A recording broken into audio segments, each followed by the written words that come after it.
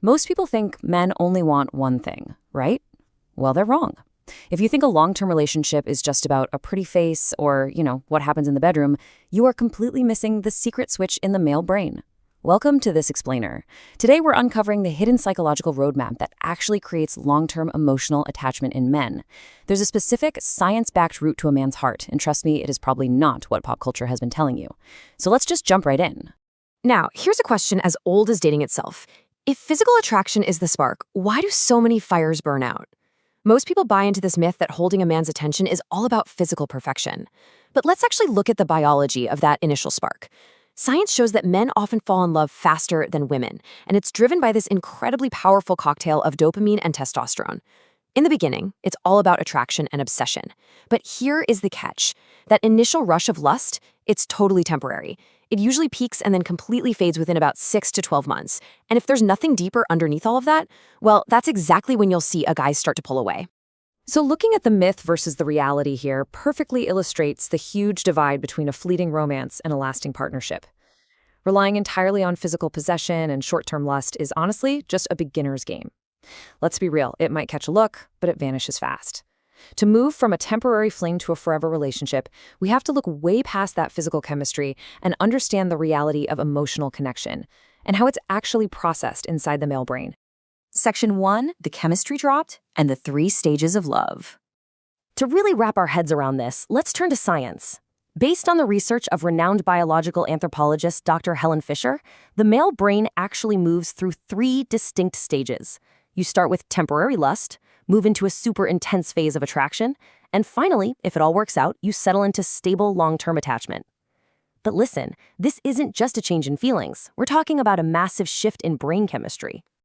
It is absolutely fascinating how clearly our emotions map directly to our hormones. In the lust stage, high testosterone actually blocks the bonding effects of oxytocin, literally blocks it.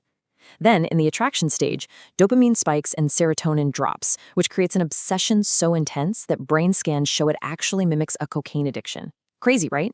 But the real magic happens in that 3rd stage. As testosterone drops and oxytocin increases, a man develops deep empathy, this wonderful sense of calm, and a profound desire for a shared life. Which brings us to a really critical biological hurdle. The Coolidge effect. Now, this is a phenomenon observed across basically all mammalian species, where males can suddenly lose interest in a familiar partner if the bond is purely physical. This biological instinct perfectly explains why a relationship based solely on early physical intimacy might trigger a sudden and often confusing loss of interest if a deeper emotional foundation hasn't been built first. Basically, you can't just rely on the spark, you have to actually build the fire. Now for Section 2, the secret switch. Let's talk about triggering the soft landing. So how exactly do we trigger that vital oxytocin-driven attachment stage where a man feels truly undeniably bonded to you? Well, it starts with what is called the soft landing. Think about it. Men spend their entire lives wearing this heavy mask of strength, competence, and stoicism. The world is constantly telling them to just man up. Because of that exhausting performance, they are biologically wired to deeply attach to a partner who provides a safe space where they don't have to constantly pretend they have it all together. When you create this kind of environment, you literally become his ultimate safe place. Let's look at how you actually build that safe harbor in the real world. First, it's about recognizing those I see the real you moments. Noticing the quiet, thoughtful guy beneath all that confident exterior. It's about sharing a small personal vulnerability, which immediately activates his protector instinct and signals deep trust. It's found in the micro connections too, like a knowing glance across a crowded room. And most importantly, it's about establishing a really strong we're a team mindset. When he feels like you are his absolute home base, tackling problems together instead of just watching him struggle, that builds profound emotional familiarity.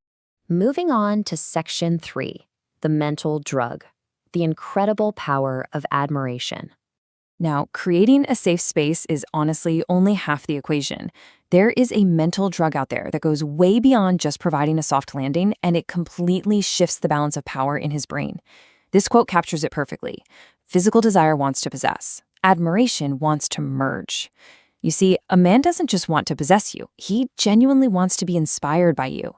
When a man admires your passions, your independence, or your intelligence, his internal monologue beautifully shifts from "I want her" to "Am I good enough for her?"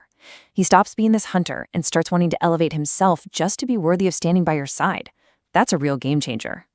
And this right here is where society so often gets it completely wrong. We're told to shrink ourselves, avoid intimidating men, and just constantly stroke their egos. But a high-value, secure man, he is not scared by your success. True connection comes from inspiring him, holding your boundaries, and even offering gentle ego rejection, like respectfully challenging him rather than just blindly agreeing with everything he says. It's all about being a true partner, not a competitor, and definitely not a sycophant.